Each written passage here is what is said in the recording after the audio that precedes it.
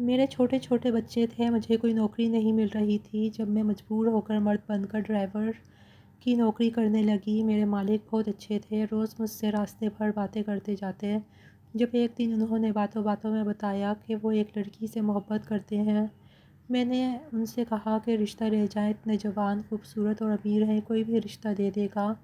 لیکن میرے پاؤں تلے زمین نکل گئی جب انہوں نے میری ہی تصویر میرا نام فروا ہے، میں اپنے والدین کی اکلوتی اولاد ہوں، مجھے پڑھنے لکھنے کا کوئی خاص شوق نہیں تھا، اسی لیے میٹرک کے بعد تعلیم کو خیر بات کہہ دیا۔ میرے والد کا تعلق ایک جاگیردار گھرانے سے تھا، اسی لیے میرے لیے پیسہ یا جاب کا کوئی مسئلہ نہیں تھا۔ میرے والد کے 2 بھائی اور ایک بہن ہے۔ شروع سے ہی ہمارے خاندان میں جائیداد کی خاطر جھگڑے رہے۔ ابا سارا دن عدالتوں میں دھکے کھاتے تھے اور میرے چچا اور تایا مل کر ہمارے حصے پر قابض تھے۔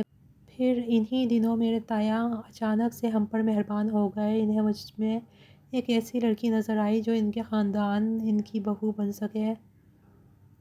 میری ماں کہتی ہے کہ سانپ کے بچے سانپ ہی ہوتے ہیں۔ مجھے بھی ہمیشہ سے اپنا وہ کزن برا لگتا تھا جس کی پہلے شادی ہو چکی تھی لیکن بیوی سے چھوڑ کر چلی گئی تھی، جو کسی غیر برادری سے تھی۔ اسی لیے اب میرے تایا کو لگتا تھا اپنے خاندان کی لڑکی ہوگی تو شاید مار پیٹ کے بعد بھی کم از کم بھاگے گی نہیں۔ دوسری طرف تایا نے چچا کے ساتھ مل کر ابو کو ذلیل کر رکھا تھا، اسی لیے ابا نے کہا میری تو ایک ہی بیٹی ہے جسے میں تم جوسوں کے حوالے نہیں کر سکتا۔ کچھ دن بعد میری ایک سہیلی کی شادی تھی۔ وہ لوگ بہت امیر کبیر تھے اور امیروں کی شادیاں اور تمام رسمیں عموماً رات کو ہوتی ہیں۔ اس رات مجھے مہندی سے آتے دیر ہو گئی تھی جب ایک تیز رفتار گاڑی میرے پاس رکی اور کسی نے میرے منہ پر کپڑا رکھا اور میں بے ہوش ہو گئی۔ میری آنکھ کھلی تو مجھے بے دردی سے ایک تہہ خانے میں پھینک دیا گیا جہاں پہلے سے ہی کچھ لڑکیاں موجود تھیں۔ یہ ایک بڑا کمرہ تھا۔ مجھے سمجھنے میں زیادہ دیر نہیں لگی تھی کہ یہ ایک قید خانہ تھا۔ یہاں پہ بچے بھی قید تھے جن کو باقاعدہ اسمگل کیا جاتا تھا۔ کچھ لڑکیاں بھی تھیں جن سے کلب میں ڈانس کروایا جاتا، کچھ کوٹھوں پر بھیجی جاتی تھیں۔ پولیس بھی اس گینگ کے ساتھ ملی ہوئی تھی۔ ان میں سے ایک لڑکا مجھے دیکھ کے مسکرایا۔ مجھے بہت غصہ آیا، وہ کب سے مجھے گھور رہا تھا۔ میں نے ڈر کر ایک لڑکی کا ہاتھ پکڑا اور اسے کہا دعا کرو ہم یہاں سے نکل جائیں۔ میں ڈر اور خوف کی وجہ سے کانپ رہی تھی۔ اس لڑکے کی نظریں مجھے ڈرا رہی تھیں۔ تب وہ لڑکی بولی کہ اس کے انداز سے تمہیں پتہ نہیں چلا کہ وہ لڑکوں کی طرح عام لڑکا نہیں ہے بلکہ ایک خواجہ سرا ہے۔ میں نے حیرانی سے اس لڑکے کو دیکھا جو اب کسی اور لڑکی سے باتیں کر رہا تھا اور ہاتھ پہ ہاتھ مار کے ہنس رہا تھا۔ یہ ایک قسم کی جیل تھی۔ میرے والدین کا پتہ نہیں کیا حال ہوا ہوگا۔ میں رو رو کر دعائیں کر رہی تھی کہ اللہ ہمیں یہاں سے نکال۔ بہت ساری لڑکیاں جو رو رہی تھیں، کوئی منتیں کر رہی تھیں کہ ہمیں یہاں سے جانے دو، اور بچوں کے رونے کی آوازیں مجھے پاگل کر رہی تھیں۔ میں ایک بچے کے پاس بیٹھ گئی جو بہت پیارا سا معصوم سا بچہ تھا۔ مجھے اس پر بہت ترس آیا جو انتہائی سنجیدگی سے زمین کو گھور رہا تھا جیسے یہاں سے اسے نکلنے کی جگہ مل جائے گی۔ میں نے پیار سے اس کے سر پر ہاتھ پھیرا اور کہا کہ تم ان ظالموں کے ہاتھ یہاں کیسے آئے؟ وہ مزید رونے لگا۔ تب ہی کچھ لوگ اندر آئے اور وہاں موجود لوگوں کو بھیڑ بکریوں کی طرح ہانکنے لگے کہ چلو اب تم لوگوں کو کہیں اور جانا ہے۔ وہ لوگ اس وقت جس جنگل کی طرف جیل میں تھے اب ان سب کو کہیں اور شفٹ کیا جا رہا تھا۔ یہ تقریباً 50 لوگ تھے اور اس گینگ کے لوگوں کے چہرے نقاب سے ڈھانپ رکھے تھے۔ اسی لڑکے نے جو خواجہ سرا تھا میرے نزدیک آ کے کہا لڑکی تم جانتی ہو یہ لوگ کتنے خطرناک ہیں؟ اس نے سامنے دیکھتے ہوئے کہا وہ شخص جو نظر آ رہا تھا وہ تو پولیس کو قتل اور ایسے ہی بڑے بڑے مجرموں میں مطلوب ہے، لیکن پولیس میں کچھ کالی بھیڑیں تھیں جن کی وجہ سے وہ لوگ بچ جاتے تھے۔ ہمیں وہاں سے ایک دوسری جگہ منتقل کر دیا گیا۔ یہاں سے کچھ لڑکیوں اور بچوں کو یہاں پہنچا دیا گیا تھا۔ ان بچوں میں وہ بچہ بھی شامل تھا جو مجھ سے بہت دیر تک باتیں کرتا رہا۔ وہ دن میری زندگی کے بدترین دنوں میں سے تھے۔ 24 گھنٹوں میں سے ایک بار ہمیں تھوڑا کچھ دیتے کھانے کو تاکہ زندہ رہ سکیں۔ اس اندھیرے قید خانے میں سورج کو دیکھے بہت دن ہو گئے تھے۔ کچھ پتہ نہیں تھا جب صبح ہوتی ہوگی کب شام ہوتی ہوگی۔ تب ہی میں نے ایک بچے کو جنم دینے والی عورت کو مرتے دیکھا تھا۔ جسے ہاسپٹل نہیں پہنچایا گیا تھا اور وہ وہیں اپنے بچے کو تنہا چھوڑ کر مر گئی۔ وہاں موجود لوگوں سے ڈرگ سپلائی کا کام بھی لیا جانے لگا تھا۔ اب مجھے اس دن سے ڈر تھا جس دن یہ لوگ مجھے بھی کسی گھناؤنے کام میں مروا دیتے۔ اکثر ہم جن چیزوں سے ڈرتے ہیں وہی ہوتا ہے۔ اب یہ لوگ وہاں موجود لوگوں کو نشے کا عادی کر رہے تھے تاکہ انہیں لوگوں سے نشہ فروخت کروا کر اپنا کام نکال سکیں۔ ایک دن مجھے بھی ایک اور کمرے میں لے جایا گیا۔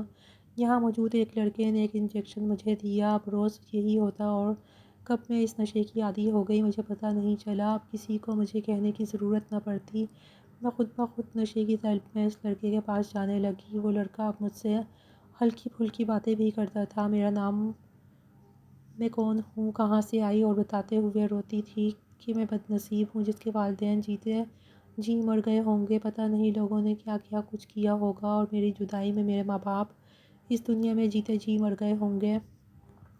اس لڑکے نے، جس کا نام دائم تھا، اس نے ایک دن مجھ سے وعدہ کیا کہ مجھے یہاں سے نکال لے گا، لیکن اس سے پہلے ہی اس نے اسے پولیس کے حوالے کر دیا۔ کہتے ہیں وقت گزر ہی جاتا ہے اور مجھے لگتا ہے جس پر گزری ہو اسے پتہ ہوتا ہے وقت کیسے گزرا۔ ایک دن جو ہم لوگوں کی نگرانی پہ شخص کھڑا تھا وہ فرش پر گرا اور تڑپنے لگا۔ اس سے کچھ دیر پہلے کسی نے شراب پیتے دیکھا تھا۔ ہم سب نے اس موقع کا فائدہ اٹھایا اور وہاں سے نکل کر بھاگنا شروع کر دیا۔ تب تک اس گینگ کے باقی لوگوں کو پتہ چلا، ان لوگوں نے فائرنگ کر دی۔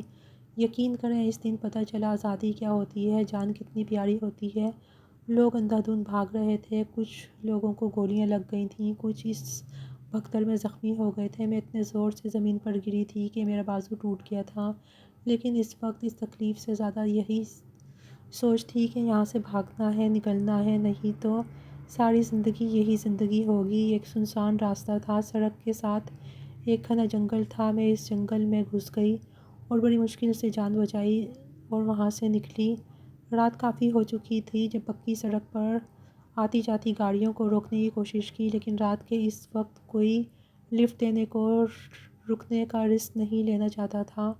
میں نے پیدل ہی وہاں سے چلنا شروع کیا، لیکن ایک دو دن سے بھوک اور کچھ نشے کی عادت کی وجہ سے صحت برباد ہو چکی تھی۔ کچھ دور بھاگنے کے بعد میں وہیں گر کر بے ہوش ہو گئی۔ جب آنکھ کھلی تو ہاسپٹل کا وارڈ تھا اور میرے پاس ایک ڈاکٹر اور دو پولیس والے کھڑے تھے۔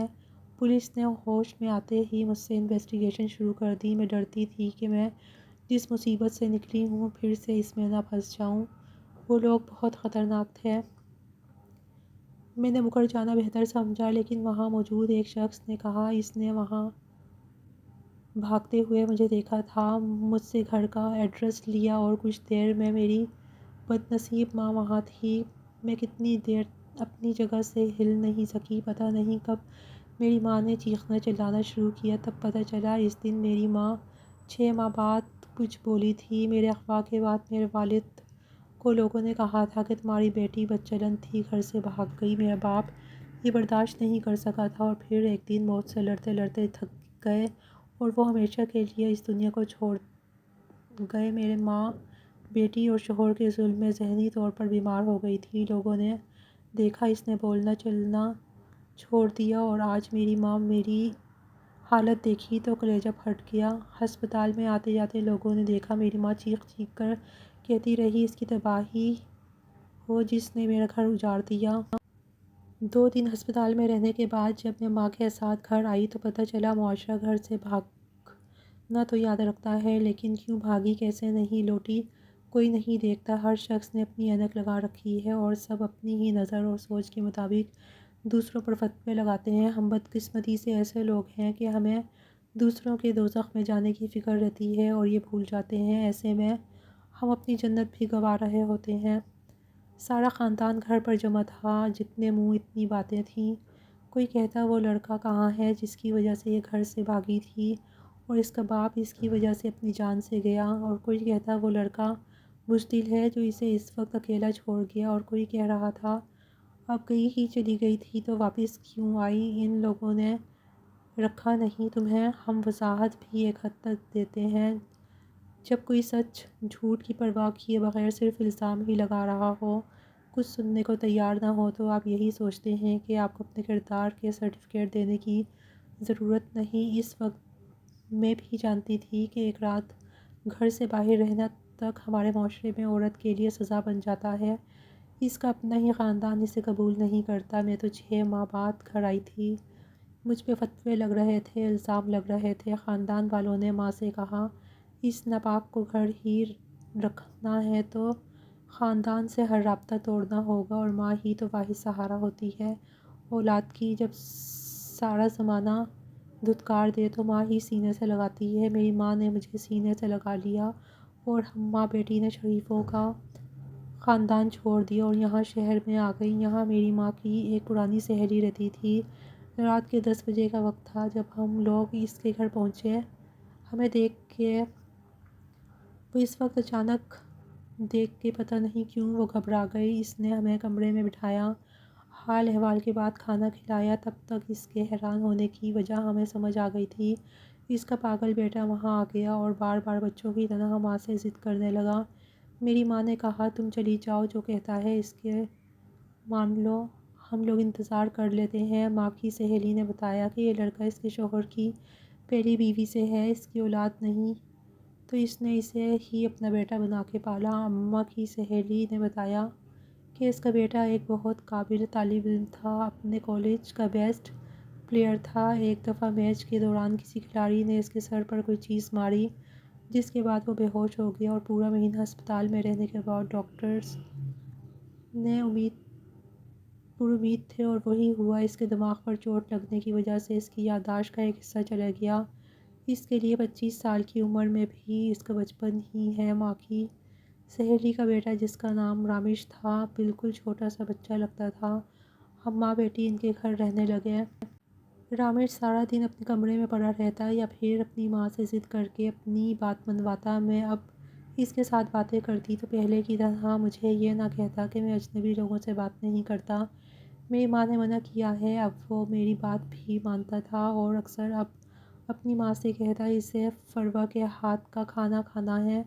میں بھی اس کا خیال رکھتی تھی۔ اچھا وقت گزر رہا تھا۔ ان لوگوں کا احسان تھا، سر چھپانے کو چھت دی تھی، یہی بہت تھا۔ میری ماں اپنی سہیلی کے ساتھ لوگوں کے کپڑے سلائی کرنے لگی۔ میں سارا دن گھر کے کام کرتی۔ رامیش کے والد کچھ سال پہلے فوت ہو گئے تھے۔ گھر میں صرف وہ تھا اور اس کی ماں۔ کچھ عرصے بعد اماں کی سہیلی نے عجیب ہی فرمائش کر دی کہ وہ میری شادی اپنے بیٹے سے کرنا چاہتی ہیں۔ سب جانتے تھے بظاہر رامیش ٹھیک تھا، لیکن وہ ایک بچوں جیسا ذہن رکھنے والا انسان تھا جسے اپنا فائدہ نقصان کا کچھ نہیں پتہ تھا۔ اماں نے کہا کہ تمہارے گھر رہنے کی اتنی بڑی قیمت تو نہ مانگو، لیکن اماں کی سہیلی نے شرط رکھ دی تھی کہ یا تو میں ان کے بیٹے سے شادی کروں یا پھر ہم لوگ اپنا بندوبست کریں کہیں اور۔ لوگ کیسے نقاب پہن کر پھرتے ہیں، اس دن پتہ چلا ہم لوگ انہیں کیا سمجھتے تھے اور وہ کیا نکلی تھیں۔ اماں نے کہا کہ ہم لوگ یہاں سے بھی چلے جائیں گے، تم اس پاگل سے شادی نہیں کرو۔ لیکن پتہ نہیں کیوں رامیش کے لیے میرا دل بھی نرم ہو گیا تھا۔ وہ چاہے بچوں جیسی ذہنیت رکھتا تھا لیکن مجھے وہ اچھا لگنے لگا تھا۔ میں نے اماں سے کہا کہ میں بھی کچھ اتنی خاص تو ہوں نہیں جو کوئی شہزادہ سلیم آئے گا میرے لیے، اور خاندان سے ہم نکالے جا چکے ہیں۔ کوئی بھی شریف آدمی جب میرا ماضی جان لے گا تو مجھے کبھی عزت نہیں دے گا، اس لیے یہی بہتر ہے کہ اس گھر کی چھت تلے رہیں۔ اماں روتی رہیں کہ ایک بیٹی تھی، کیسا نصیب لے آئی، بدقسمت ہی رہی۔ اس دن میں بھی دیر تک روتی رہی۔ جب مجھے احساس ہوا کہ کوئی کمرے کے دروازے پہ ہے، میں نے دروازہ کھولا تو رامیش تھا، ہاتھ میں ایک گڑیا تھی۔ میں نے اسے اندر آنے کا راستہ دیا تو کہنے لگا اس وقت میں کسی لڑکی کے کمرے میں نہیں جاتا، تم باہر آ جاؤ، میری بات سن لو۔ اس دن میں بہت ہنسی تھی، عجیب پاگل تھا۔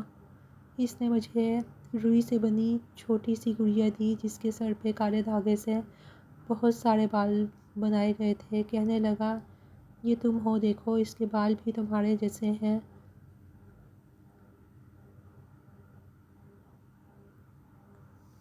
میں نے ہنستے ہوئے گڑیا لے لی اور کمرے میں آ گئی۔ میری زندگی اس روئی کی گڑیا جیسی ہی تو ہو گئی تھی۔ اور پھر ایک شام کچھ محلے کے لوگوں کی موجودگی میں میرا نکاح رامیش سے کر دیا گیا۔ میری ماں وہاں موجود نہیں تھی، وہ یہ سب دیکھ ہی نہیں سکتی تھی، لیکن ہماری مجبوری نے ہمیں یہ فیصلہ کرنے پر مجبور کر دیا تھا۔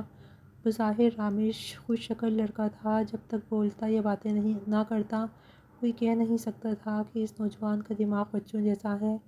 نکاح کے بعد رامیش کی ساری ذمہ داری مجھ پر آ گئی۔ اب مجھے وہ ایسے ہی سنبھالنا پڑتا جیسے بچوں کو سنبھالتے ہیں۔ میری ساس اب بہت خوش تھی، جو چاہتی تھی وہ ہو گیا تھا۔ ایک دن ایک فقیرنی آئی، اس نے کہا مجھے کھانا کھلا دو، میں تجھے دعا دوں گی، ہر مراد پوری ہوگی تیری۔ میری مراد بھلا اس کے سوا کیا ہوتی کہ میرا شوہر ٹھیک ہو جائے۔ اس فقیرنی نے کھانا کھایا اور جاتے ہوئے مجھے دعا دے گئی، تیرا شوہر تجھے زندگی بھر سچی محبت دے۔ میں اس کی دعا پہ حیران تھی۔ میرے شوہر کو تو پتہ ہی نہیں تھا کہ بیوی کیا ہوتی ہے اور محبت کیا۔ کہتے ہیں دعائیں تقدیر بدل دیتی ہیں، میں نے بھی بدلتی دیکھی۔ رامیش دن بہ دن بہتر ہو رہا تھا۔ اب اس کا علاج بھی دوبارہ شروع کروا دیا گیا تھا۔ اس بار ڈاکٹر بھی پورے امید تھے۔ میرا سارا دن بھی رامیش کی دیکھ بھال اور رات اللہ سے رو رو کر دعاؤں میں گزر جاتا تھا۔ پھر اللہ نے میری سن لی اور رامیش پہلے سے بہت بہتر ہو گیا تھا۔ لیکن تب پتہ نہیں میری ساس کو کیا لگا کہ رامیش اگر ٹھیک ہو گیا تو کہیں سب کچھ میرے نام نہ کر دے۔ وہ اب رامیش کو میرے پاس بیٹھنے نہ دیتی تھی۔ انہی دنوں میری والدہ کی طبیعت اتنی بگڑ گئی کہ مجھے اپنی بدقسمتی کا یقین ہونے لگا۔ میری ساس نے ہر مدد سے انکار کر دیا۔ میں سارا مہینہ سرکاری ہسپتال میں ماں کا علاج کرواتی رہی۔ وہاں سے بھی آدھی دوائی ملتی اور آدھی کہتے باہر میڈیکل اسٹور سے لے لو۔ میں وہ بدقسمت بیٹی تھی جو اپنے والدین کے کسی کام نہ آ سکی، بلکہ ان کی تباہی کا سبب بن گئی۔ میرا باپ میرے غم میں چل بسا اور ماں موت کے منہ میں تھی۔ سردیوں کی رات میں اور میری ماں سرکاری ہسپتال میں ڈاکٹروں کی انسانیت دیکھتے رہے، اور پھر ایک دن جب میری آنکھ کھلی، اس لکڑی کے بینچ پر لیٹ لیٹ کے میرا جسم اکڑ چکا تھا۔ جب ماں کو آواز دی تو پیروں تلے سے زمین نکل گئی۔ میری ماں مجھے سوتا چھوڑ کے نہ جانے کب کی اس دنیا سے جا چکی تھی۔ پتہ نہیں جس نے مدد کی، کون گھر چھوڑ گیا، کچھ پتہ نہیں۔ محلے کے کسی شخص نے کفن دفن کا انتظام کروایا۔ میں دنیا میں تنہا رہ گئی تھی۔ ایک ایک کر کے میرے رشتے مجھے چھوڑ گئے تھے۔ سارا دن روتے اور رات سوچوں میں گزر جاتی تھی۔ جب ہم سوچ رہے ہوتے ہیں ہم پر کوئی ذمہ داری باقی نہیں رہی تو کسی کے لیے جینا۔ کچھ لوگ زندگی سے مایوس ہو کر اس کے ختم ہونے کے دن گنتے ہیں، اور کچھ لوگ کوئی وجہ ڈھونڈ لیتے ہیں۔ میرے پاس وجہ بھی نہیں تھی۔ مجھے لگتا تھا میں پاگل ہو جاؤں گی۔ میری ساس رامیش سے کہہ کے مجھے باتیں سنواتی۔ وہ پہلے سے بہت بہتر تھا، لیکن اپنی ماں کے ہاتھوں کھلونا بن چکا تھا۔ جیسا کہتی وہی اس کے لیے حرف آخر ہوتا۔ ہم میاں بیوی عجیب رشتے میں جڑے تھے، ساتھ تھے لیکن ساتھ رہتے ایک دوسرے کے ساتھ نہیں تھے۔ ایک بیوی کو جو تحفظ کا احساس ہوتا ہے، جو مان اور بھروسہ ہوتا ہے، میرے پاس ایسا کچھ نہیں تھا۔ لیکن ایک بار پھر سے قسمت نے مجھے ہی چنا آزمانے کے لیے۔ میں ماں بننے والی تھی، اور یہ خبر یقیناً ایسی لڑکی کے لیے خوشی کی ہوتی ہوگی جس کا دنیا میں کوئی خون کا رشتہ باقی نہ بچا ہو۔ اسے ایسی خبر پہ خوش ہونا چاہیے کہ اولاد کے آنے کے بعد ایک مضبوط رشتہ ہوگا جو صرف اسی کا ہوگا۔ لیکن میں خوش کیسے ہوتی؟ میرا مقام ایک بیوی کی حیثیت میں کیا تھا؟ اس خاندان میں کیا تھا زمانہ؟ مجھے کیا سمجھتا تھا؟ ان باتوں کے بعد میں نہیں چاہتی تھی کہ کوئی اور فروا اس دنیا میں آئے۔ میں نے محلے میں ایک عورت سے بات کی جو ایک سرکاری ہسپتال میں نرس تھی۔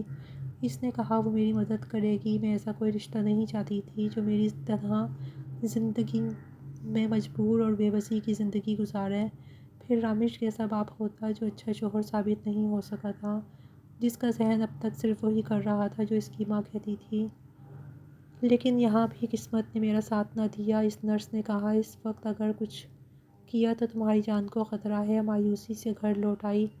وہ 9 ماہ میرے لیے 9 سال جیسے تھے۔ شدید اذیت اور تکلیف میں بہت کمزور ہو چکی تھی۔ میرے اعصاب میرا ساتھ چھوڑ رہے تھے۔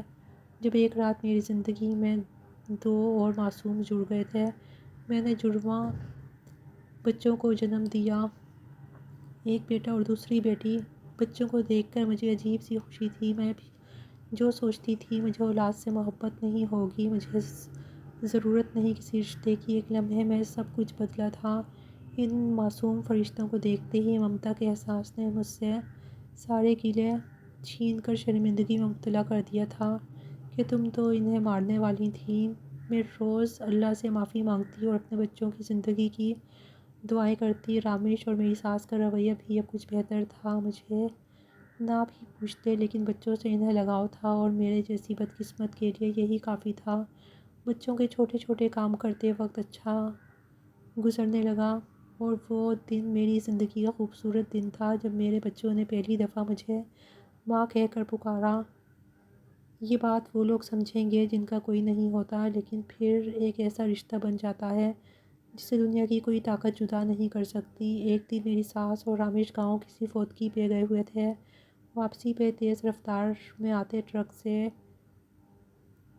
ان کا بس کا ایکسیڈنٹ ہو گیا، اور یہ وہ دن تھا جو میں بھولتی نہیں جا رہی تھی۔ بدقسمت ہوں، مجھے قدرت نے یاد دلایا کہ تم اب بھی بدقسمت ہی رہو گی۔ میں اپنے بچوں کے ساتھ بالکل تنہا ہو گئی تھی۔ ایک بار پھر سے میری ساتھ اور رامیش کیسا بھی تھا، لیکن یہ تو تھا کہ ہم اکیلے نہیں تھے اس گھر میں۔ اب ساری رات نیند نہ آتی، میری طبیعت خراب رہنے لگی تھی۔ اس کے ساتھ ہی آنے والے دنوں کی فکر، بچوں کے پیٹ کی فکر۔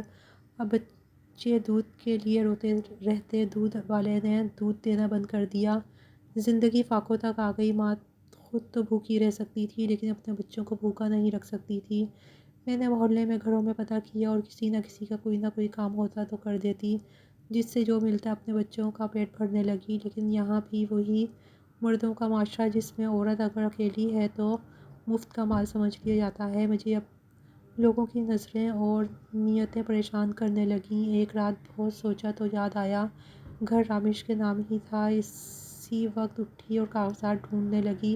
اگلے دن ہی محلے کی ایک عورت جو استانی تھی اسے کہہ کے بینک ساتھ لے گئی۔ گھر جو بینک میں گروی رکھوا کر گاڑی نکلوا لینے کا سوچا، لیکن ایک وسیلہ بن گیا۔ ایک شخص کو ڈرائیور کی ضرورت تھی۔ میں نے مردانہ حلیہ بنا لیا اور یہ جاب شروع کر دی۔ کچھ میں نے خود کو مضبوط بنا لیا اپنے بچوں کی خاطر۔ میں نے گاڑی چلانا انہی دنوں سیکھی تھی جب اس گینگ میں 6 ماہ قید رہی تھی۔ وہ لوگ ہمیں ٹریننگ دیتے تھے تاکہ وقت آنے پر بھاگنا ہو تو گاڑی چلانی آتی ہو۔ اس طرح برے وقتوں کا ایک اچھا تجربہ میرے کام آ گیا تھا۔ اب میں گاڑی چلاتی، کوئی نہ کوئی سواری مل جاتی، اسے اس کی منزل تک پہنچا کے جو ملتا اس سے اچھی گزر بسر ہونے لگی۔ بچوں کو اسکول میں داخل کروا دیا، زندگی کچھ ٹریک پہ آ گئی۔ میرے صاحب کو گاڑی کی ضرورت تھی، اسے چھوڑنے کے بعد میں باقی سواریاں بھی بٹھا سکتی تھی۔ وہ ایک خوبصورت اور نرم دل انسان تھا اور اب روز ہی میرے ساتھ سفر کرتا۔ میں بچوں کی چھٹی کے وقت تک گھر بھی پہنچ جاتی تھی۔ وہ شخص اب مجھ سے کچھ باتیں بھی کرنے لگا تھا۔ جب کوئی آپ کو سننے والا ہو تو آپ اپنے غم بھی شیئر کرنے لگتے ہیں۔ اب اس سفر میں ہم لوگوں کی اچھی بات چیت ہونے لگی تھی۔ سفر بھی اچھا گزر جاتا تھا اور مجھے بھی ایک جانا پہچانا سا شخص مل گیا تھا۔ ایک دن میں نے اسے پوچھا کہ اس نے شادی کیوں نہیں کی تو اس نے کہا ایک لڑکی دیکھی تھی، اس سے محبت ہو گئی تھی مجھے۔ اس کے بعد زندگی نے ایسا موڑ دکھایا کہ وقت نہ ملا کہ اسے ڈھونڈ سکتا۔ اپنے جھمیلوں میں وہ لڑکی کہیں کھو گئی، وہ قسمت کی ماری تھی، پتہ نہیں کس حال میں ہوگی۔ اس نے کہا وہ اگلے دن اس کی تصویر مجھے ضرور دکھائیے گا۔ مجھے سب اگلے دن کا انتظار تھا۔ میں اس لڑکی کی قسمت پہ رشک کر رہی تھی جس سے کوئی 7 سال سے محبت کرتا تھا اور اس کی خاطر شادی بھی نہیں کی تھی، اور ایسی محبت کہ اس لڑکی کا کچھ اتا پتہ بھی نہیں تھا اور اس لڑکی کو معلوم بھی نہیں تھا کیسی محبت تھی، ہر غرض سے پاک۔ اگلے دن بچوں کو اسکول چھوڑ کے جب میں اسے لینے گئی تو وہ اسی جگہ کھڑا تھا۔ مجھے دیکھتے گاڑی کی طرف بڑھا۔ کچھ دور جا کر میں نے ہی اسے کہا مجھے دکھاؤ کون لڑکی ہے وہ۔ اس نے جب جیب سے تصویر نکالی اور مجھے دکھائی، میرے پیروں تلے سے زمین نکل گئی کہ وہ شخص میری ہی تصویر مجھے دکھا رہا تھا۔ یہ تصویر تب کی تھی جب میں اغوا ہو گئی تھی۔ پتہ نہیں کیسے اس نے وہ تصویر لی تھی۔ گاڑی اچانک بریک لگنے سے رکی تھی۔ اس نے کہا دھیان سے چلاؤ، لیکن میں اسے کیا بتاتی کہ میں کس دھیان میں ہوں۔ جو بتا رہا تھا 7 سال پہلے وہ ایک گینگ کا حصہ تھا، اس کا پچھلا ریکارڈ ایک کرمنل کا تھا، لیکن پھر ایک دن اس نے ایک چہرہ دیکھا جسے دیکھ کر اس نے خود سے وعدہ کیا کہ وہ اس دلدل سے نکلے گا اور اس معصوم لڑکی کو بھی نکالے گا۔ میں وہاں موجود لوگوں کو نشے کا عادی بنا دیتا تھا، لیکن اس لڑکی کے ساتھ میں یہ ظلم نہیں کر سکا۔ میں محسوس یہی کرواتا تھا اسے نشہ دے رہا ہوں، لیکن ایک دو بار کے بعد میں یہ ظلم نہیں کر سکا۔ میرے ہاتھ کانپنے لگتے تھے۔ مجھے پتہ چل گیا تھا کہ مجھے اس سے محبت ہو گئی ہے۔ میں نے خود کو پولیس کے حوالے کر دیا اور اس گینگ کی معلومات پولیس کے ایماندار آفیسر کو دے کر وعدہ معاف گواہ بن گیا، لیکن جب پولیس نے چھاپہ مارا تو وہاں سے وہ لوگ فرار ہو چکے تھے۔ ایک گینگ کا آدمی زہریلی شراب پینے کی وجہ سے مر چکا تھا۔ تب مجھے احساس ہوا میں اس لڑکی کو بھی کھو چکا تھا۔ پھر مجھے یاد آیا کہ ایک بار اس نے اپنے والد اور گھر کا ایڈریس بھی بتایا تھا۔ میں پوچھتا پوچھتا وہاں پہنچا تو پتہ چلا کہ اس لڑکی کے والد اس کی جدائی میں مر گئے اور والدہ اور اس لڑکی کو خاندان والوں نے نکال دیا۔ تب مجھے پتہ چلا کہ اس کے کہنے پہ ہم لوگوں نے اس لڑکی کو اغوا کیا تھا۔ وہ اس لڑکی کا کزن تھا جو اس سے شادی کرنا چاہتا تھا۔ میں مایوس ہو کے واپس لوٹا۔ میں نے ماسٹرز کیا تھا، لیکن نوکری نہ ملنے کی وجہ سے کچھ بری صحبت مجھے برے راستوں پر لے گئی تھی۔